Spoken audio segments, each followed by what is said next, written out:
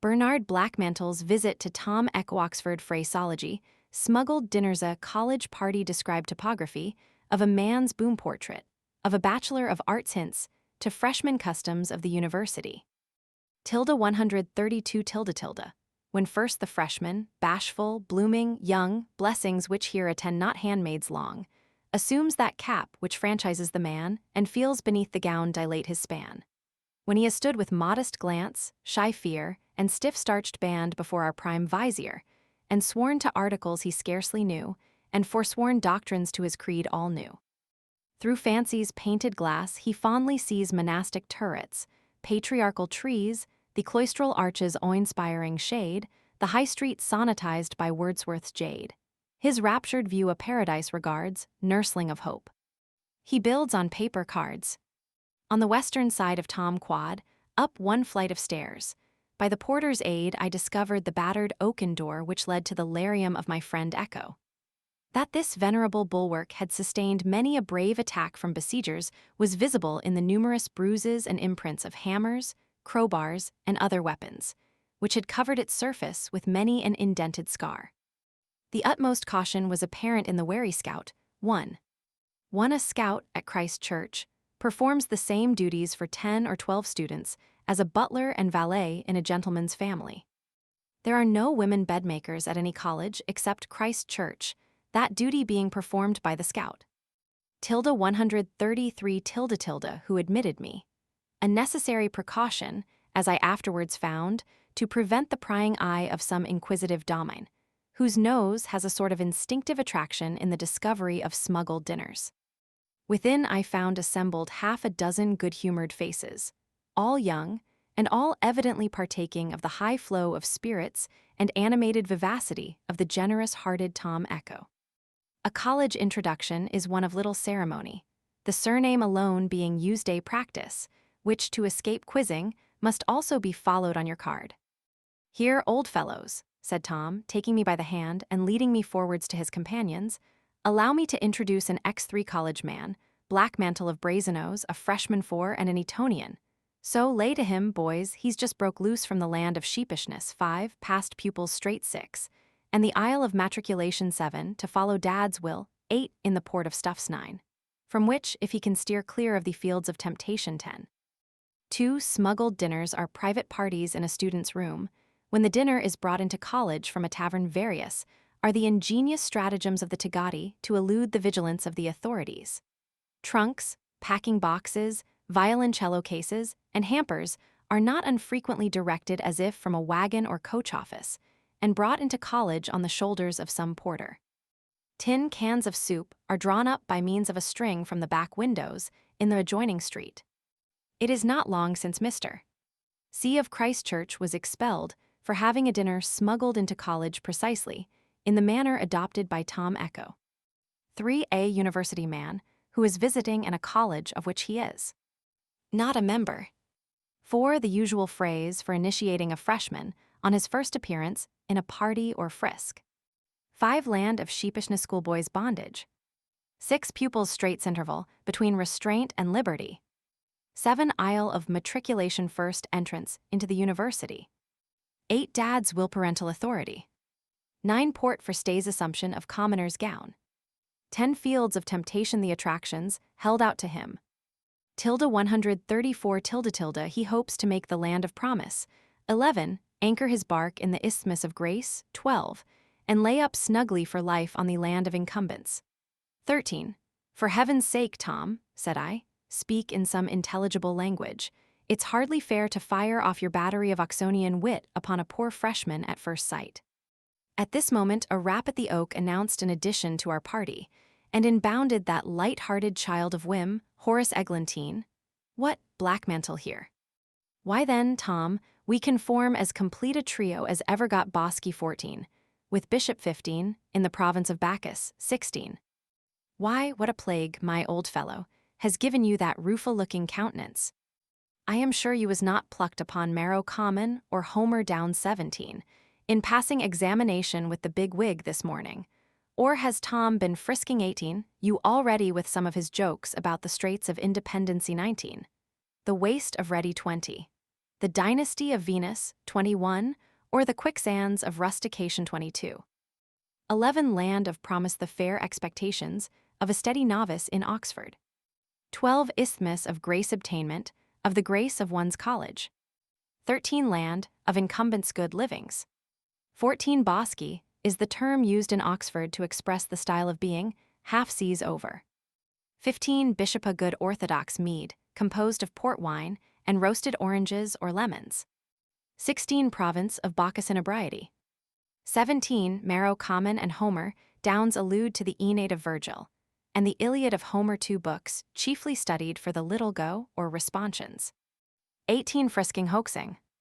19. Straits of independency, frontiers of extravagance. 20. Waste of ready, including in at Hoyle's Dominion's course of gambling, including loo tables. 21. Dynasty of Venus, indiscriminate love and misguided affections. 22. Quicksands of rustication, on which our hero may at any time run foul when inclined to visit a new county. 135. Cheer up, old fellow. You are not halfway through the ceremony of initiation yet. We must brighten up that solemn phiz of yours and give you a lesson or two on college principles. If I had been thrown upon some newly discovered country among a race of wild Indians, could not have been more perplexed and confounded than I now felt in endeavoring to rally and appear to comprehend this peculiar phraseology. A conversation now ensuing between a gentleman commoner, whom the party designated Pontius Pilate 23, and Tom Echo, relative to the comparative merits of their hunters, afforded me an opportunity of surveying the larium of my friend, the entrance to which was through a short passage that served the varied purposes of an anteroom or vestibule and a scout's pantry and boot closet. On the right was the sleeping room, and at the foot of a neat French bed I could perceive the wine bin, surrounded by a regiment of dead men 24 who had, no doubt, departed this life like heroes in some battle of bacchanalian skulls. The principal chamber, the very penetrale of the muses, was about 6 yards square, and low, with a rich carved oaken wainscoting, reaching to the ceiling, the monastic gloom being materially increased by 2 narrow loopholes, intended for windows but scarcely yielding sufficient light to enable the student to read his scapula or lexicon 25, with the advantage of a meridian sun. The fireplace was immensely wide, emblematical, no doubt, of the capacious stomachs of the good fathers and fellows, the ancient inhabitants of this sanctum. But the most singularly striking characteristic was the modern decorations introduced by the present occupant. 23. A quaint cognomen applied to him from the rapidity with which he boasted of repeating the Nicene Creedii, offering a bet that no would give any man as far as Pontius Pilate, and beat him before he got to the resurrection of the dead. 24. Dead men, empty bottles. 25. Scapula, Hederic, and Lexicon, the principal dictionaries in use for studying Greek. 136. Over the fireplace hung a caricature portrait of a well-known bachelor of arts, drinking at the Pierian spring, versus gulping down the contents of a Pembroke Overman 26, sketched by the facetious pencil of the humorist, Rowlandson. XSI genuum.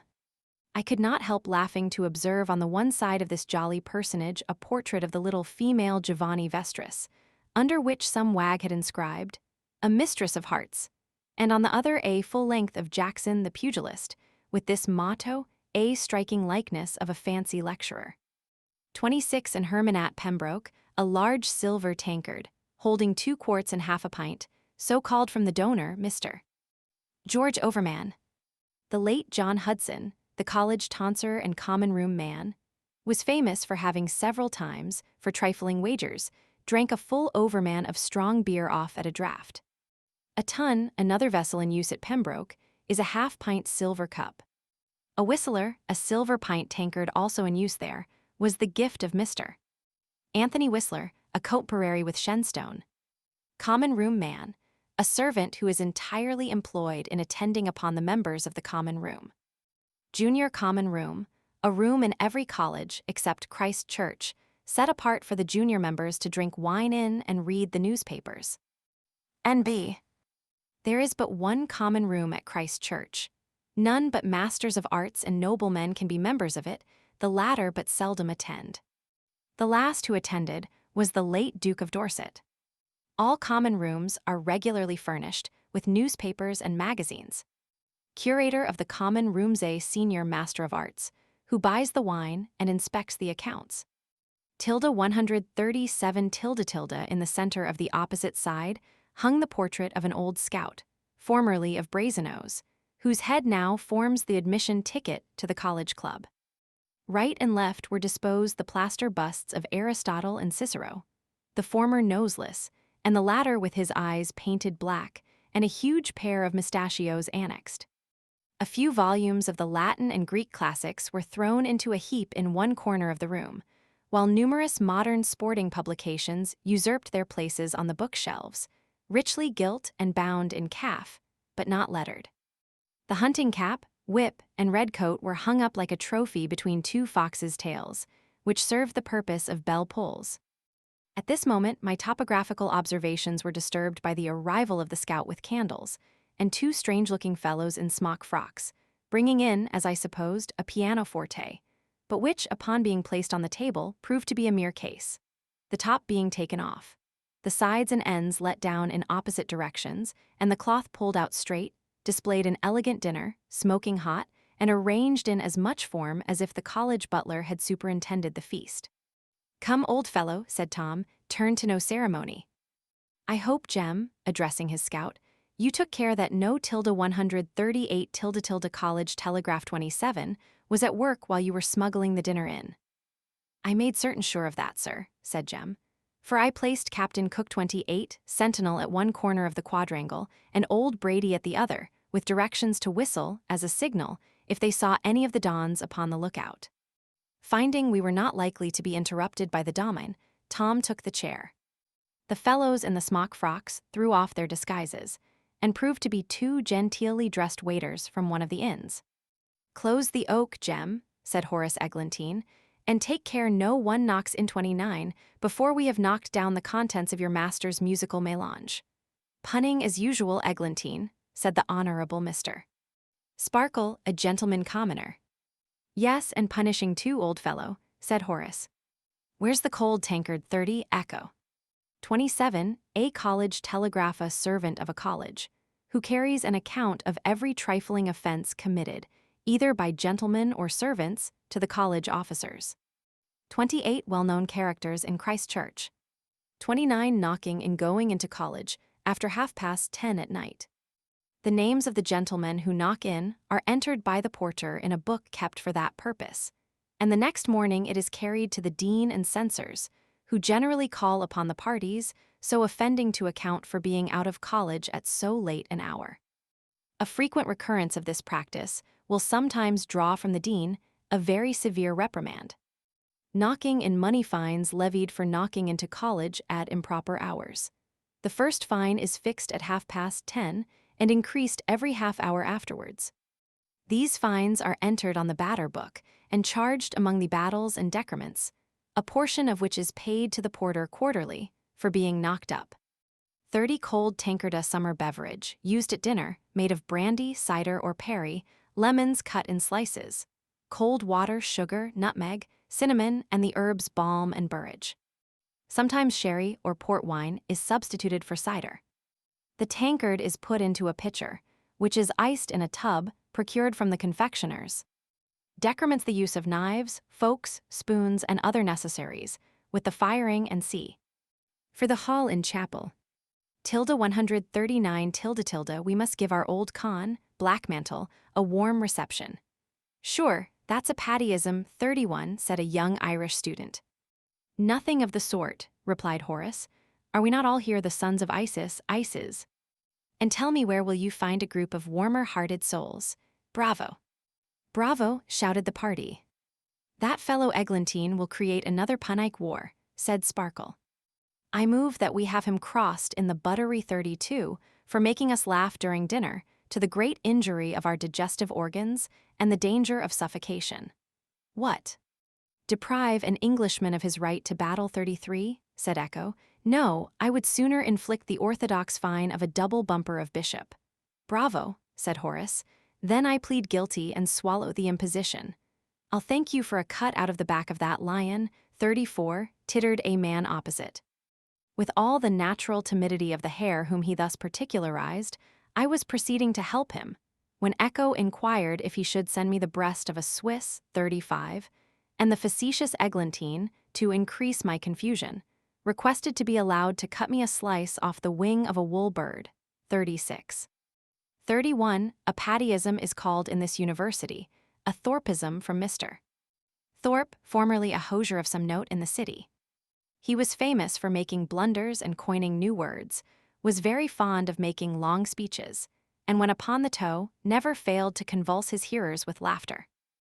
32 crossed in the buttery knot allowed to battle, a punishment for missing lecture. By being frequently crossed, a man will lose his term. 33 battles bread, butter, cheese, salt, eggs, and sea. 34 a lion a hare. 35 cissus a pheasant. 36 wing of a wool bird shoulder of lamb. 140 to have remonstrated against this species of persecution would, I knew, only increase my difficulties. Summoning, therefore, all the gaiety I was master of to my aid, I appeared to participate in the joke, like many a modern roué, laughing in unison without comprehending the essence of the whim, merely because it was the fashion. What a helpless race, old Father Etona, are thine, thought I, when first they assume the Oxford man. Spite of thy fostering care and classic skill, thy offspring are here little better than Cocker's 37 or wild Indians. Is there no glossary of university wit, said I, to be purchased here, by which the fresh may be instructed in the art of conversation, no lexicon ballatronicum of college eloquence, by which the ignorant may be enlightened? Plenty, old fellow, said Echo. Old Grose is exploded, but never fear, I will introduce you to the Dictionnaire Universal 38, which may always be consulted at our old grandmamma's incent. Clements or Eglantine can introduce you at Vincent's, 39, where better known as the poor curate of H, cross the channel. 37 Cochran Eaton, phrase for a stranger or novice. 38 Dictionnaire Universala, standing toast in the common room at college. The origin of the toast is as follows. When Buonaparte was at Elba, Dr. E., one of the wealthy senior fellows of college. Soon after his arrival at Paris, as he was walking through the streets of that city, he was accosted by an elegantly dressed Cyprian, to whom he made a profound bow, and told her, in English, that he was not sufficiently acquainted with the French language to comprehend what she had said to him, expressing his regret that he had not his French and English dictionary with him. Scarcely had he pronounced the word dictionary, when the lady, by a most astonishing display, which in England would have disgraced the lowest of the frail sisterhood, exclaimed, "Behold the Dictionnaire Universal, which has been opened by the learned of all nations." 39 Dr. E., on his return from France, related this anecdote in the common room at, and the Dictionnaire Universal has ever since been a standing toast there. 39 A well-known respectable bookseller near Brasenose, who has published a whimsical trifle under the title of Oxford in Epitome, very serviceable to freshmen. You may purchase Oxford in Epitome, with a key accompaniment explaining the whole art and mystery of the Finnish style.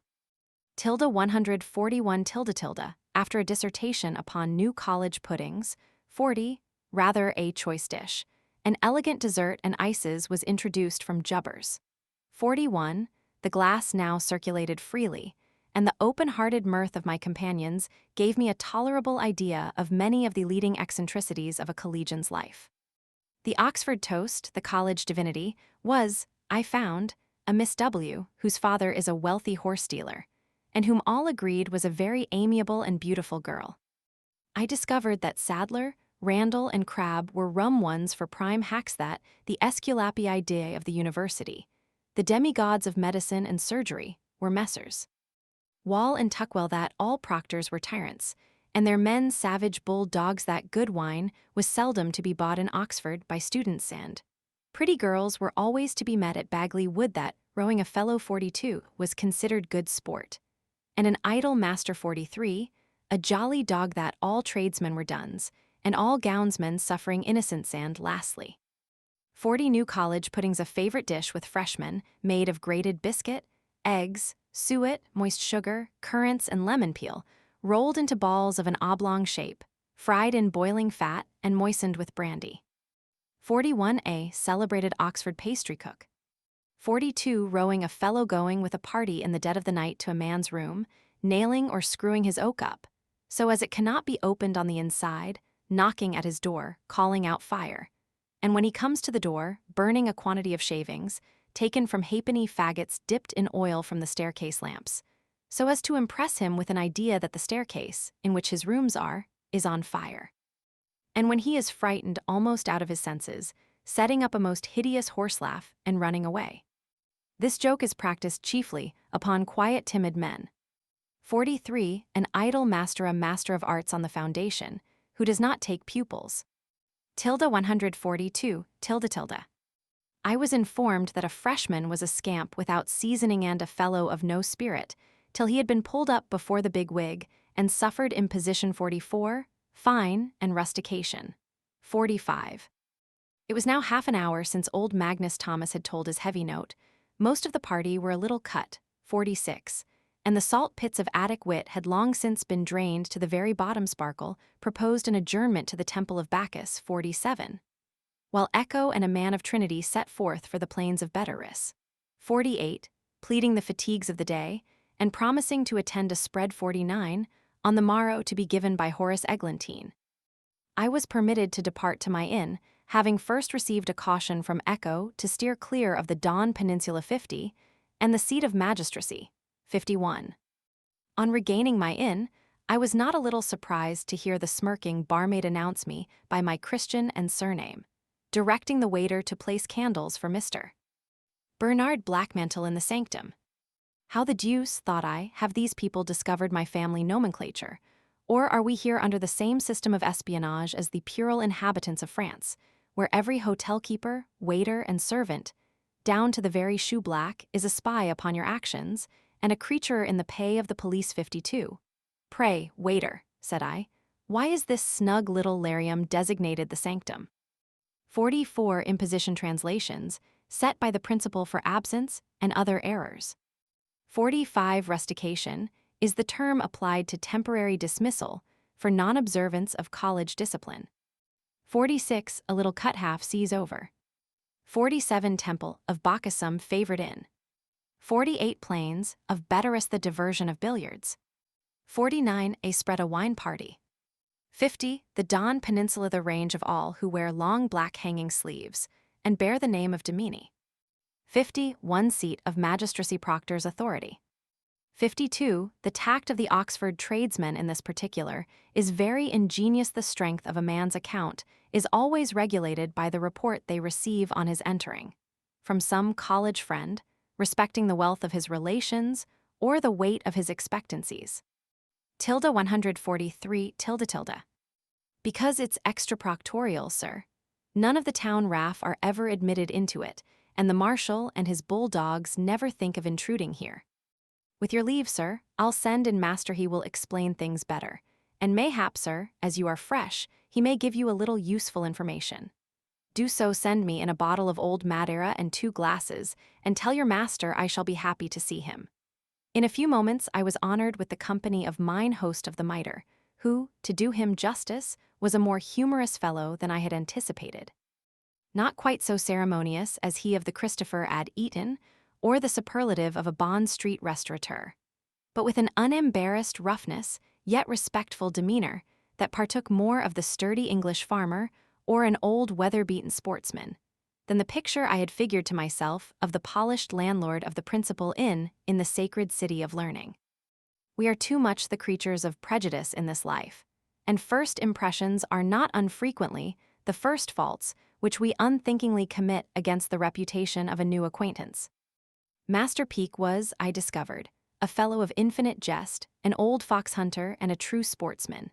And supposing me, from my introduction by Tom Echo to his house, to be as fond of a good horse, a hard run, and a black bottle, as my friend, he had eagerly sought an opportunity for this early introduction.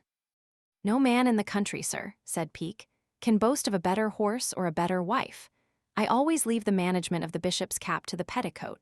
For look ye, sir, gown against gown is the true orthodox system.